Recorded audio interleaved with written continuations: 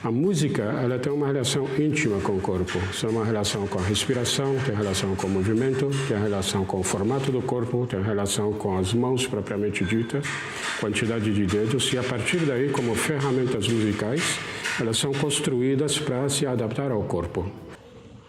Do choro ao nascer, do riso que emite alguma coisa muito sutil, da gargalhada que somente existe nas pessoas humanas, né, a princípio, e tem algo misterioso em relação também a essa associação entre o som percebido e o som vivido e o som realizado.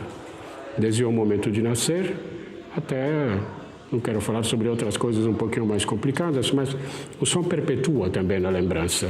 Como também o próprio movimento que o corpo faz, ele perpetua e sobrevive até mesmo à velhice. Então, existem pessoas que imaginam, mesmo que tenham perdido suas capacidades corporais, imaginam que conseguem ainda fazer a mesma expressão, os mesmos movimentos, que eu diria um movimento de alma, na hora de fazer uma coreografia, por exemplo.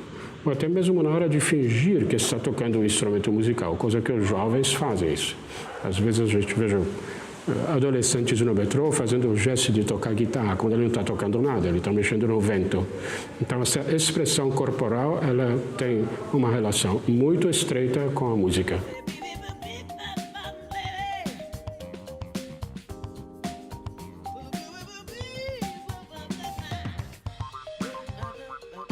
Os que estudaram e se manifestaram em relação à importância da música, eu posso citar preferencialmente os que têm algum aparecimento desde o começo do século passado, especialmente filósofos. É muito difícil não citar Nietzsche, a princípio, que tem várias citações em relação à música e a importância dela. Se a gente avança um pouquinho mais para meados do século passado, e alguns estudiosos e pensadores, geralmente me interessa bastante a questão da neurociência. E eu posso citar pelo menos dois importantes que tratam sobre isso, entre outros também, e que também são escritores, que é o Oliver Sacks, que escreveu várias coisas não relacionadas com música, mas ele tem um livro propriamente dito que chama Musicofilia, que ele faz alguns estudos sobre certas pessoas que vão se comportando de uma forma diferente em relação à apreciação da música, resgate em algumas memórias.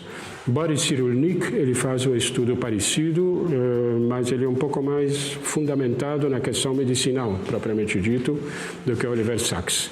Mas, a princípio, eu gosto muito de ler outros personagens, como, por exemplo, Edgar Morin, que já citou sobre isso nos anos 50,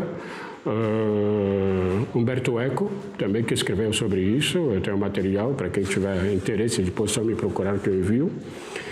E a música é uma coisa que começou a fascinar mais ainda a partir do advento da gravação, porque a ideia de você poder memorizar a informação a partir de um artifício técnico e virtualmente imortalizar cria alguma coisa nova, mas que eu gosto de citar que isso acaba sendo quebrado pela capacidade de improvisação apesar da gravação. Então é muito interessante, depois desse evento, há uma avaliação comparativa. Isso varia de povo em povo, de culturas em culturas, mas muitos escreveram sobre isso, sobre a diferença entre o desempenho musical na presença do público e o desempenho musical sem a presença do público, que você utiliza ferramentas dentro de um estúdio. Isso é um assunto que me fascina. Eu escrevi muito sobre isso e eu pretendo continuar escrevendo cada vez mais, porque há alguma coisa esquisita sobre a capacidade de improvisação utilizando uma ferramenta e utilizando um registro que vai se tornar repetitivo. Ou seja, o efeito que vários estudiosos colocam seria muito mais essa capacidade de te seduzir, apesar de ouvir uma informação gravada.